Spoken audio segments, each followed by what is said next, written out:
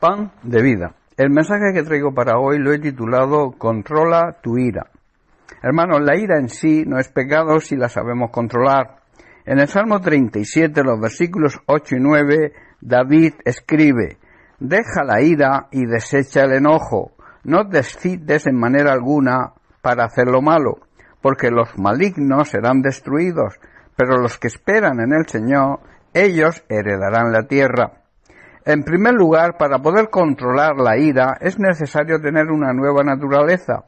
Es imposible controlar si andamos en la carne. Es necesario, por tanto, vivir en el Espíritu, y así podremos resistir los deseos pecaminosos de nuestra carne. Tú puedes decir o aconsejar a alguien que no se irrite, que olvide el rencor, pero es necesario un cambio radical en la manera de pensar para conseguirlo. Y un total cambio de manera de pensar. Ese total cambio solamente se consigue por medio de un nuevo nacimiento, por medio de un nacimiento no carnal, sino espiritual. Solo la naturaleza recreada por el Espíritu Santo es capaz de controlar la ira y el enfado.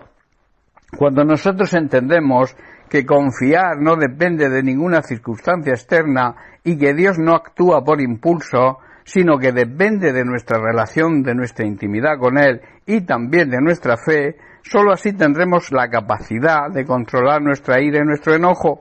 Eso se considera parte de su gracia, parte de la gracia de Dios. La gracia de Dios nos capacita para superar todo tipo de pruebas y todo tipo de tribulaciones. También la gracia de Dios nos capacita para vencer la tentación y el pecado, y desde luego también nos capacita para controlar nuestra ira y nuestro enojo.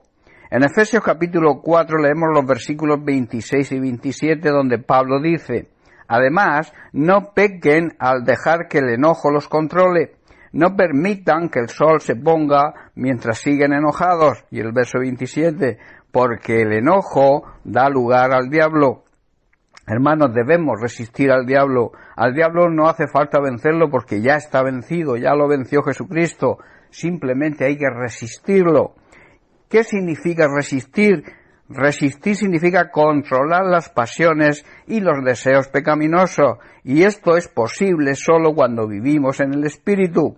Hay un principio que dice que la ira y el enojo nacen cuando queremos salirnos con la nuestra.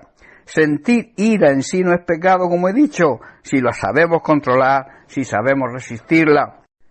Es lo que quiso decir Pablo cuando dijo en Efesios 4:26, airaos, pero no pequéis. O sea, no pequen al dejar que el enojo controle sus vidas. No permitan que el sol se ponga mientras continúan enojados. Veamos un ejemplo en Jesús. En Juan capítulo 2, verso 14 al 17 leemos: Y halló en el templo a los que vendían bueyes, ovejas y palomas, y a los cambistas allí sentados, y haciendo un azote de cuerdas, echó fuera del templo a todos, y las ovejas y los bueyes, y esparció las monedas de los cambistas, y volcó las mesas. Y dijo a los que vendían palomas: Quitad de aquí esto, y no hagáis de la casa de mi padre una casa de mercado.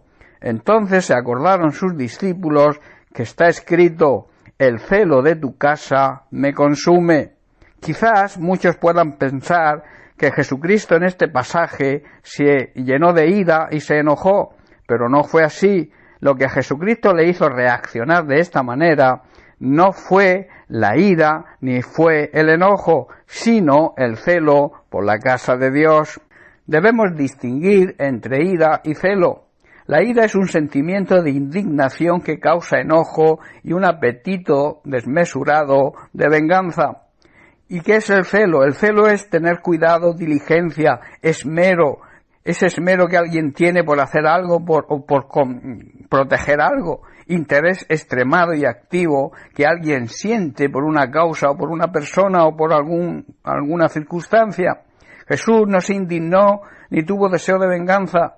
Lo que Jesús demostró fue diligencia, fue cuidado y un interés sin límites para hacer saber que todo lo relacionado con Dios es santo y tenía que ser respetado. En este caso, el templo donde estaba la presencia de Dios era santo, era un lugar apartado y dedicado para un uso sagrado, y los mercaderes le estaban dando un mal uso, incluso en sus transacciones robaban a la gente. Por tanto, Jesús supo controlar la ira y el enojo, y ni mucho menos había en él ningún deseo de venganza.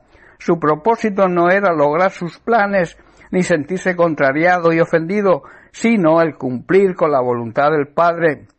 Por tanto, debemos imitar a Jesucristo en todo. Si realmente somos sus discípulos, debemos seguir sus pisadas. Irritarse, enojarse sin control, no es una actitud de un discípulo del Señor, ni tampoco de un hijo de Dios. Recuerda las palabras de David que hemos visto en el Salmo 37, y dice: no sigas enojado, no dejes que la ira te controle, deja a un lado la ira, no pierdas los estribos, no pierdas el control de la situación, que eso solo traerá malas consecuencias. Bien, pues hasta aquí el mensaje de hoy. Bendiciones para todos, un abrazo.